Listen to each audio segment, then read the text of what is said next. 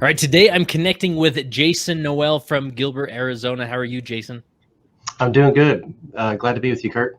Yeah, this is awesome. It's been a few years since we initially connected, and you've always, maybe I'll get a reply from you every once in a while for my newsletters or whatnot. And so, Right. how long has it been since you've been connected with Leading Saints? It's been probably 3 years. Somebody had, sent me a podcast, and I was like, oh, I like that podcast, and so I like to study a lot and read a lot, and I wasn't into podcasts. I'll be honest with you. I was like, it's too hard for me to get into. But honestly, I'll just share. It sounds kind of weird, but I actually started listening to the Leading Saints podcast, and then I got more hooked into podcasts in general. So I was like, oh, okay, this is kind of interesting. I actually kind of like a little bit of the education that's coming along here, and some of the points are good. And so not every podcast is a home run for me, but for me, it's does it, what am I learning? What am I being taught? And does it help me grow? Yeah. Nice. So we are the gateway drug into podcasting. Gateway drug. Yes. Yeah. Nice. And you have a little bit, with your day job, you have a cool day job, which has led you to your own platform online. Maybe just give us a summary of what you do. Yeah. So we have a kind of a classic truck restoration hot rod shop, if you will, in Gilbert, Arizona. We restore old Chevy Ford pickup trucks. We've been doing it I just started it about 10 years ago. I didn't even know how to change a set of brakes on a car. I was just like, really? I'm not a mechanic, I'm not, but I like design. I like to create things. And when the economy crashed and I was kind of looking for something else to do, I kind of looked at this probably a little too long. I probably should have maybe gone a different direction because it's way harder than I thought. But so we got into, social media, YouTube videos and different things just to kind of help brand us and help share. I've learned that sharing what we know and our experiences actually help people connect with us. So there's everything that I do here, there's always a spiritual aspect to everything. And nice. I try to always link that. But as we share what we do and how to do it, people will begin to follow us and are interested. Yeah. And you don't just restore some trucks, like you'll soup them up too, right? Yeah, we'll soup them up. They'll spend they'll spend up to $500,000 on a pickup truck. So. Wow. That's such cool. And I love perusing on your Instagram and stuff, just seeing the remarkable machines you put together. It's cool. Yeah, it's fun. So where's the cross section with your church leadership? You're currently on the High Council, is that right? I currently serve on the High Council. It's been a little bit of a run in leadership, and hopefully it ends soon. We need you, Jason. Yeah, but I love it. I love to serve. I love to serve with people, though, and so it's fun. I was Elders Quorum president, then on the bishopric for a few years, and then on the High Council. So, but it's great. Like I learn a lot from everybody, and I feel like I'm always the student. Every time I go into these meetings, I just feel like, man, I just learned so much from so many people. It's just a fun to be a part of it, though. Yeah. So maybe you can help remind me how we landed on this discussion. We went back and forth about like approach you do or you've seen done with ward councils and whatnot, all related to love, share, invite, which is typically we hear in the context of missionary work. And so what's the story behind all this or this approach and method? And then we'll get into it. Yeah, you bet. So honestly, when my stewardship is over missionary work on the High Council, and I've had some success. I've had a friend's wife get baptized. I've had a good friend at work who joined the church. And so those were like lessons I had learned. I thought I should probably practice when I'm preaching. So I should probably go see how this works and put effort into it. So I had some experience with it, but as much as the stake president was really wanting to like put emphasis in the stake, to really get the stake to really grasp it, it felt broken. Honestly, I was just like, I don't know, like we're trying, like throwing things at the wall, see if it'll stick. And it always just kind of was like, oh, here we go, another missionary thing. And I felt like I don't want to do that. So what works? And And it occurred to me one day in a meeting we had with the stake presidency, and then we were meeting with our mission president locally here and discussing it. And I left that meeting and I had like an aha moment where it just kind of came in. I was like, we really are broken. The keys are not aligned.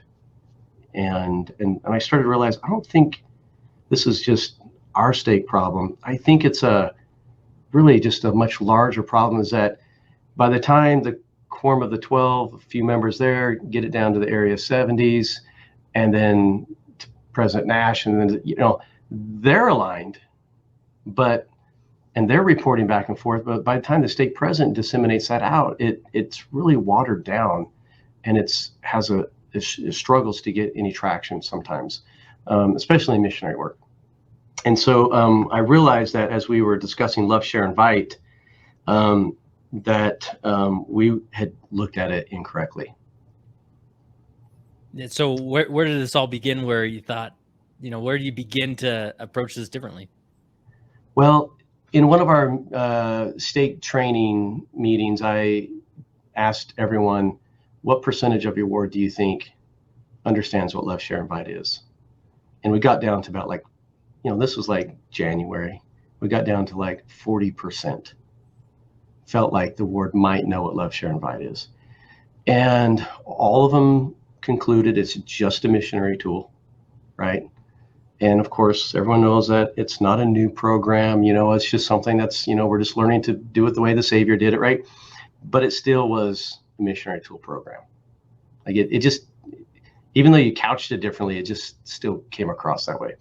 And so, honestly, we, as I was thinking about it, and just, we learned the importance of a ward council, and I realized that if the ward councils are not aligned with the stake and what the ward councils are doing in the ward councils, there is no missionary work happening. Because we learned that in our area, which is the North American Southwest area, that majority of the baptisms, 17% of them, come from referrals from ward council.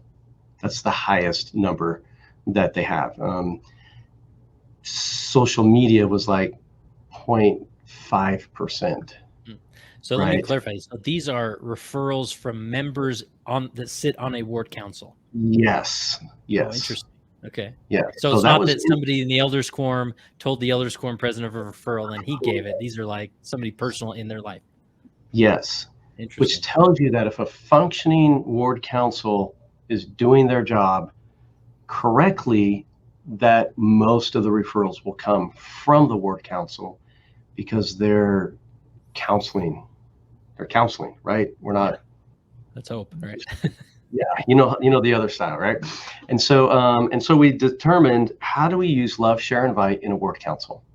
And so that's what I went to work on, is understanding. And Jason, let me make sure I don't want to assume anything with those that may be listening, that what you mentioned, like maybe 40% know what Love, Share, Invite is. Maybe there's people listening to this like, what is he even talking about? What is Love, Share, and Invite?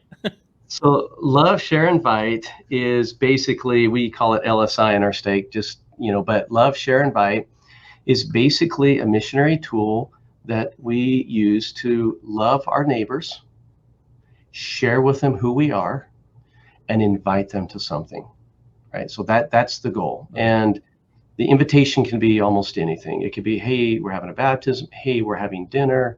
Like, hey, do you want to go to lunch? But the goal is to love people, share with them who you are, and hopefully you allow them to share who they are with you, and then invite them to be part of the community.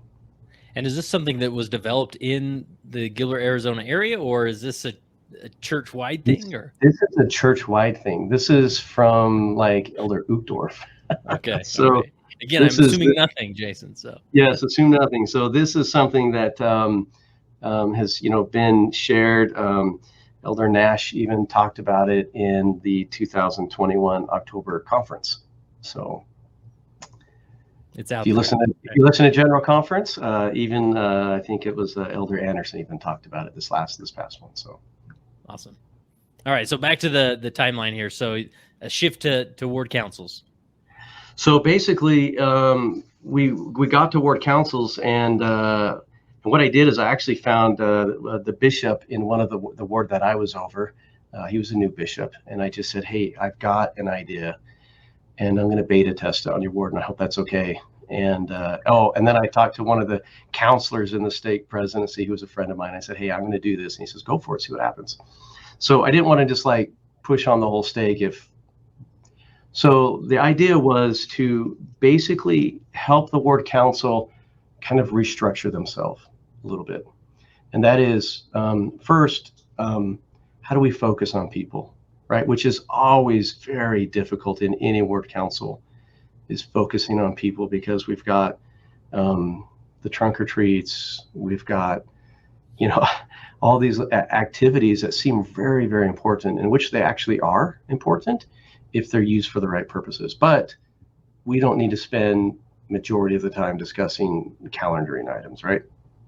And so the purpose of a ward council is to bring people unto Christ, and help people come unto Christ, and in so many different ways. And if you don't ever talk about people, how can you ever do that? And so the goal was to say, what can we do without? So we try to teach those in our stake. We don't need spiritual thoughts unless it's super necessary. We can do without that, because that'll turn into a 20-minute conversation very easily. Maybe we don't really always need handbook training. Maybe we can skip that, and we can try to keep our meetings compact and precise on people. And so the idea was to train this ward council in this ward that I was over on how to do this. And so I taught the bishopric meeting, went to the ward council, I taught the elders quorum president, all preparatory for this, and that we use love, share, invite with every individual. We do not decouple love, share, invite. It is one thing. Just like you don't take the sacrament, you don't take just the bread, right? It's together. And so the reason why is because I always hear people say, we just need to love them. That's it. We just need to love them. I'm like, well, yeah, but what about sharing and the invitations? And well, I think that's going to be a lot for them. I think we just need to love them. So when we really started to analyze it and discuss, and I started to think about it, I thought, actually, if you really do think of Christ, how many invitations did he extend? Like, if we know that he loved and shared who he was, but you do hear invitations of come follow me, go and sin no more. Like, he's always inviting people and extending invitations in these teaching moments. And so you don't always feel like it's invitation, because it's always done with love, and he's sharing something, very important. And so we wanted to make sure that if we talk about someone in ward council, they could be a non-member that just moved in. They could be someone that's less active. They could be someone that's active. But the purpose is to use love, share, and invite. How do we love them? What can they share with us? Or what can we share with them? And what natural invitation can be extended this week to help them? Yeah. And then who would be that person that could do that? And so the goal is for the ward council to come up with the things that need to be happening. Then that goes to the presidency meetings, ward mission leader, ward missionaries, elders quorum presidents, maybe even the youth presidencies, and then they help fulfill those things that need to get done. They'll have their own love, share, invite councils, and to do the same thing, and then hopefully it's gone out and reported back to the ward council. Yeah. So that's the idea behind it. It's obviously can be whatever it is, but that's the initial concept. So, and I appreciate that, because I think our default position, whether we intend it or not, is sometimes love and fix in ward council, right? Like this family's having this problem. Yeah, let's love him. Let's visit him. And how are we going to fix this? Like, he needs a job, so we got to get him a job, right? Let's just fix this problem, which, along the path, there may be some resources and things to rely upon to do that. But I love this idea, that framing it in the love, share, and invite, because one, I think a lot more ideas come to mind as far as how we can actually serve this family and help them. But also there's sort of this invitation of them participating in this, right? Like they're not just a project where we're going to invite you to do this, and maybe you'll reject that invite, but nonetheless, that framework gives it a little more of a, puts the accountability where maybe it needs to be. Like, let's just invite them, not tell them how to fix their problems. Right. Well, and the goal is for us just to be the instruments and let the Spirit direct. Right. That is the goal of the Ward Council. And so really the first question when you open it up is not like, okay, how's the Relief Society doing? How about the Elders Quorum? Anything from the young women, right? Like, I mean, that's like probably 90% of the Ward Councils. You give everyone 5 minutes.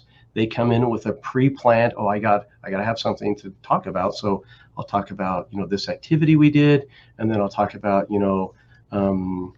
someone who's sick this week, right? And maybe we can take them meals. All good things, right? But it's kind of that good, better, best. Like, well, what can we do that's best? And so if you reframe the questions, instead of just going around, you say, all right, who has been on your mind this week? What names is the Spirit bringing to your mind? And let the Spirit do its job.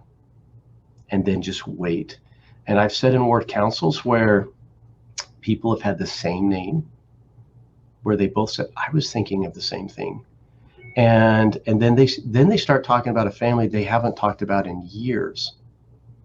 And then they come up with, all right, well, what invitation can we extend? Okay, maybe we can see if somebody will go out to lunch with him and just see how he's doing. Who would be the natural person to invite him out to lunch? And so you now have something. That name now goes on the list, and hopefully the executive secretary or clerk is just typing as fast as they can, to keep track of all this stuff so that we can record what our plans were. But the reality is then you're going to go share something and you're going to invite them. But the Ward Council had some action plans. Now, this isn't necessarily the Ward Council goes and does all the work. The Ward Council is coming up with all the ideas. Then let all the other, elders quorums, young men, young women, Relief Society, Sunday school, private, let them go do the action. So if you think of it like a gear, the Ward Council is this big gear, right? And its teeth are just interlocking with all the other auxiliaries and classes and quorums.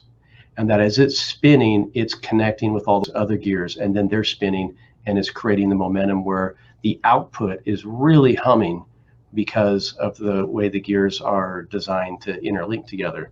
And so we use this little, you can see this little gear thing just to kind of explain that right there, that the Ward Council is there to start. It's the momentum, it's the inertia that gets things going. If you have just too many people doing all their own little things, which are good, but if you're not aligned, the keys aren't aligned, they're just small fires. Nothing really gets large and burns bright. Yeah.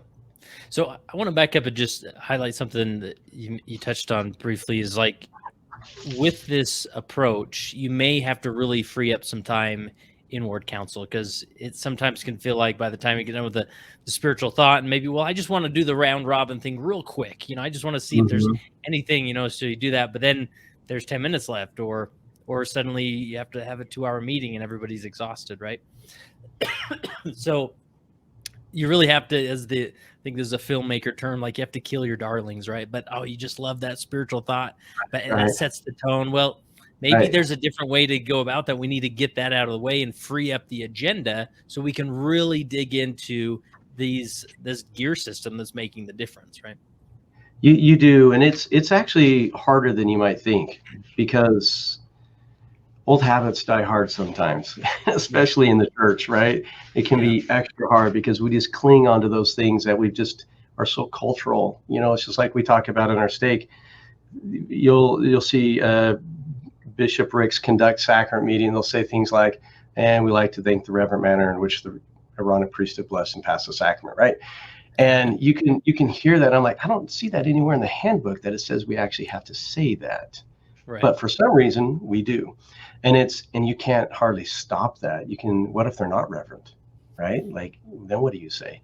And the reality is you get in a Ward Council and some things become so rote that you stop counseling, right? You come into it and you got your, elders quorum president hat on. And the reality is you should just have that hat on, but also just a member of that ward. And anyone, it doesn't have to be an elders quorum, like who is coming to your mind. And as a council that is the leadership in the church, you're there to discuss people. And I've seen people talk about, we have a non-member that just moved in and he's sick. I wonder if we can go extend some meals to him, right? And so as this ward that I was over, that I'm still over, as they've adopted this, the Relief Society's adopted it, the Elders Quorum has adopted it, and everything is changing for their ward. Like they had a baptism within like 6 to 8 weeks, and they found that person in that time frame. But they're now focused on the people. They're focused on who needs help. Now, occasionally it's tough, like, hey, don't forget the invitations. That gets hard because we just start, we just chatter and talk, but it really comes down, the success is in the invitation, right? Clayton Christensen would always say that success is in the invitation. So this allows us to just be normal, natural, who we are, love, share, and invite these people. Yeah. Just that's it. So in the context of the ward council meeting, you mentioned, sort of taking this moment of just creating this space of saying, who's been on your mind, maybe jot down some names, what names come to your mind right now. And then once you do that, you may find similar names mentioned or whatever it is. But then at that point, you kind of go through this system of how can we love them? What can we share with them, and what can we invite them to? Is that the idea? Yeah, that's the idea is how do you get to an invitation? And the interesting part is, though, that because everyone has like a different relationship and dynamic in ward council, that there's actually a lot to offer, insights and information that you may not have known about had you not brought them up and extended those invitations. And so as you take and apply those same principles in the presidency meetings, there'll be additional information. The goal is to gather information. If it's just one person's job to, decide what we're going to do, then you don't have enough information. But when you counsel and look to invite, it could be someone that's just not coming to church anymore, right? Well, inviting them to come to church might not be your first invitation. That might be the wrong invitation. Maybe we should just go, who's close to them? Who could extend an invitation to go out to dinner and just see how they're doing? Like, what's the easy invitation? It doesn't have to be church. Do you want to get baptized? There's so many more invitations that need to occur. And maybe it's, hey, we're having an activity and we know that you're into, XYZ. We would love for you to come share your talents with us and teach us or young men or young women about that. And that's the invitation, that need to be needed, right? And so as we have really in our stake taken a look at this, we have determined almost everything that we're doing in our stake comes back to love, share, invite. Yeah. Everything. That if you really just start diving into what love, share, invite is, it is strictly just teaching and loving and sharing exactly the way Christ did it. And that's how we should be applying that to everything. So in our stake, we say it's not a missionary tool. It's the way we live, it's the way we serve, and it's the way we invite people to come into Christ and gather Israel. This is what we're doing. It's not a missionary tool. And so I love that. It's making a difference. And now obviously it takes time. In our stake, we got 9 wards, and not all ward councils and bishops will see it the same immediately, but it's making a progress quickly. I would say, compared to January to now, I'm ecstatic with where we're headed. I feel like in a couple years we'll have this down. That's cool. In good shape. Yeah. No, I love that we compartmentalize so many things we do in the church, like, oh, this is a missionary thing, but bringing people to Christ, that's not like you can't put that in one auxiliary organization. It's like, that's just what we do, is bring people to Christ. And this is the model in which we do that, whether it's with active members or non-members, it's still the same. Yeah, it is. And I was thinking about, imagine being a ward mission leader and you get called, right? And then, all right, okay, go do the missionary work. And you're like, what do I do? Right? Like, I don't know what to do. Like, and so you reach out, and there's hardly any support or help other than just, you got the call, right? Like, unlucky you, right? But as you're counseling together, you actually can be directed by the ward counsel on what it is you're doing. Like, hey, we've got these 15 people. We have no idea who they are. We would like to invite the ward missionaries and the ward mission leader to go find out who they are, where they are, and report back this next week. Great. We just created an action item. That's what they're going to do. The invitation is find out who they are, where they are, right?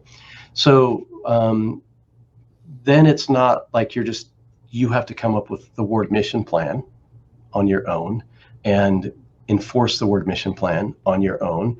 That's not how it works. It's the ward council supports it, and when the ward mission plan is strictly just the ward council and love, share, invite, and that's what everybody's using, it actually becomes much easier for you to be a ward mission leader. Yeah. Oh man, that's so true. So I want to get in the nitty gritty of this a little bit. That we use these terms like love, for example. Oh, we got to love them, and a lot of people say that on this podcast of, you got to love those you serve or love those you lead, and I always think, well, so are you hugging them? Are you like cooking them dinner? Like, what does it mean to love, right? We sort of just throw it out there like it's a standalone answer. And so maybe just give us an example of, if we were sitting in one of these ward councils and a name came up, like what are some, just maybe rattle off some examples of what love looks like in this context. Well, I think love is compassion. And it really is like just, understanding. And it's really having like a concern and a worry, and what must they be feeling? And like, to me, that is love. I don't have to you don't have to love them, hug them, have weird feelings for them. It's just, if they need help, do you care? Like, that's love, is you care enough to care even. And so so with love, it's just, I think it really comes down to when you listen to the Spirit in your ward councils and your presidency meetings. I think for the most part, most people in leadership actually do care, and they do want to help. They just don't know how, or they're unclear what they should do. And I often feel like we think that is our responsibility, that we need to know how to do that. And I think that is kind of mistaken, that this is His work and His glory and His church, and that we are the instruments that He needs for us to, go and do stuff. I was visiting with someone the other day, and we were out to lunch, and I said, hey, how do you know Heavenly Father loves you? And he's like, it's just a feeling I have. I just know He loves me. And how do you think He helps you and blesses you? He's like, through other people. I said, yeah, that's it. Other people. And so when we look to love and bless the lives of others and be that steward, it is always through other people. I mean, it's not Heavenly Father coming down and saying, hey, Jason, in a cloud and telling me what to do and typing it on my keyboard for me, right? It's subtle, it's quiet, it's still, and it's a coincidence that somebody showed up and was there. So when I think of love, to answer that question, I think it's just that feeling that you have, that you're willing to listen to the Spirit when that name comes up, and you're willing to want to then take the next step, the action steps. Yeah, I love that. I mean, at a minimum, it's almost the shift in mindset of that meeting of, let's just get into a posture of loving this person because they're a child of God, and we've all met them, or they're easy to love, and here we go, right? So what about the the share component. I mean, then does it shift to, okay, what are we going to share with this individual? Mhm. And maybe everything from a potential convert to an active member, like what would that Mhm. share step look like in a ward council meeting? So share usually will be something that they have that they can contribute, or you have you can contribute, or it might be this is where activities are born right here. And so this is where activities are created because you're thinking of someone individually or a family or something. And so you're individually prioritizing these events, these activities, and they should be fun, right? They should be fun activities that you want to go to, but tailored as a way to invite not just someone from your ward, but from your community. And in our stake, we're trying to say there's no such thing as a ward activity anymore. We only have community activities. We should be inviting our neighbors, everything. If you live in an HOA, get them on board. Like don't isolate yourself any more than you already are with the way we've been doing it in the past. But we have to think of community. And so so everything we're doing, a lot of the wards are creating activities that they invite everyone to, and they'll have like the same non-members show up, and to where some of the kids will start coming to church, with their friends. And so, but we only do community activities. So when we think of the share, is there an activity we want to create? So this might be a quick, tiny discussion on an activity, right? And then you'll plan that outside of ward council, right? The people that are in charge of that, they'll discuss in their presidency meetings, or hopefully mostly just emails, and they'll get that planned out. But then really from there, you just, what can we share? Who can we share? Is there an activity? So that's the share component and that really comes down to what we know about that person, right? Oftentimes you have greater success if you find out what they can share with you than what you can share with them, and if you can invite them into your life and share with them what they have, that's actually going to feel better for them, to feel just that connection, that need. And I can share with them tons of stuff, and it might not feel as genuine. It's like, hey, come talk to me about this. I'm interested in you and what you have and what you can offer. And then they feel empowered and they feel that connection. So you always have to look at both sides, and you got to listen to the Spirit again. The Spirit will direct. Yeah. Yeah. So that share could be something as simple as a text, or it could lead to the organization of a community event that then will naturally lead into an invite. Yeah, I like what you said. As simple as a text. I think that is very well stated. They don't need to be big things. They could be I was thinking of you. How are you doing? And share a text with them. But yeah, I think we overemphasize, what, our Heavenly Father would want us to do. He just wants us to connect and reach out to people. Yeah.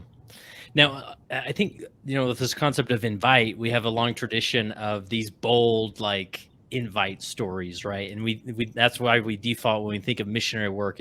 It means you take a Book of Mormon and you awkwardly walk over to your neighbor's house, your hands are shaking, and you're going to knock on their door and invite them to read the Book of Mormon, right? And like, who wants to do that? Like, I'm out. Right? I love the Book of Mormon, but I'm out. Like, unless I'm in a white shirt and tie with a name badge on, not going to happen, right? So I think that the invite portion you alluded to earlier, like, I assume it does not have to be a bold invitation or even a spiritual related invitation.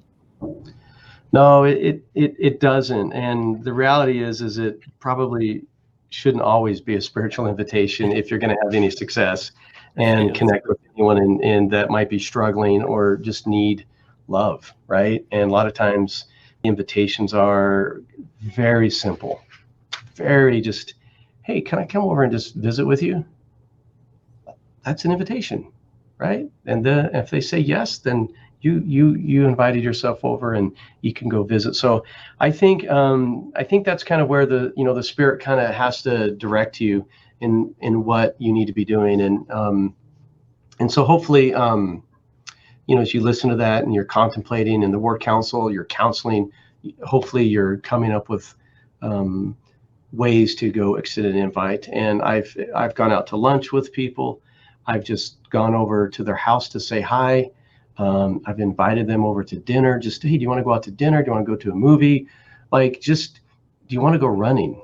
I'm going to go running tomorrow, right? Do you want to go running with me? And so, yeah, that's an invitation. And guess what? And the before you run and after you run are great moments. And hey, do you want to come to?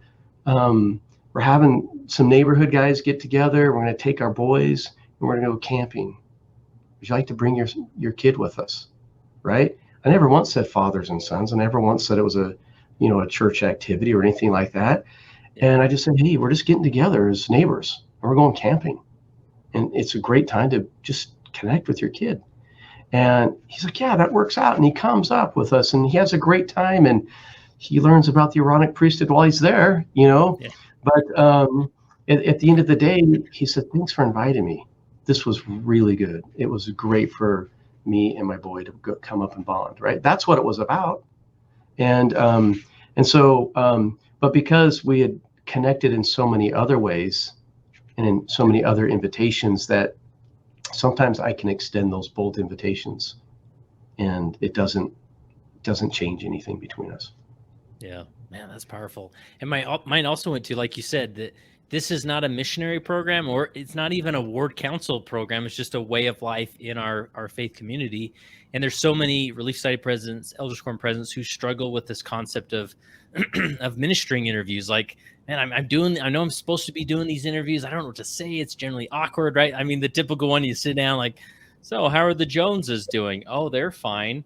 Oh, okay. Well, I guess we're done here. Like, sometimes it's just awkward. You don't like, I think we're supposed to meet longer than 45 seconds, but oh, well, but to use using this framework of, love, share, invite, like, tell me what you love about the Johnsons, right? Mm-hmm. What could you share with them in this next month Mm-hmm. or whatnot? And is there an invitation that you could give them, right? And Yeah. there's no wrong answer, and you're helping them think through this model, and then they leave like, wow, I feel more empowered. Like, I've got some ideas. Like, I know what to do now, rather than this, passive aggressive guilt trip of like, well, Right. shouldn't you be doing more? Or, Yeah. Well, if you go back into the original videos we used to watch when they talked about ministering interviews, right? Yeah. And the one brother asked the one, could you just pray for them? Right? Yeah. And that was an invitation, right? He taught them through an invitation how to love that family and how to share himself with them. And it started with invitations. People don't change unless an invitation is extended. That's just the way it is. I mean, I change because my wife extends me invitations all the time to change. And I'm willing to listen, and it makes for a better marriage, right? But the reality is we don't change, even if it's spirit-led invitation. We're not changing unless we've been prompted to, or there's an invitation, because maybe we're at the bottom of the barrel. Life has just really got us down, and somebody invites you to something, to a movie, or invites you to, whatever it is. Invitations are what cause change in people's life, right? Go and sin no more is an invitation to change your life.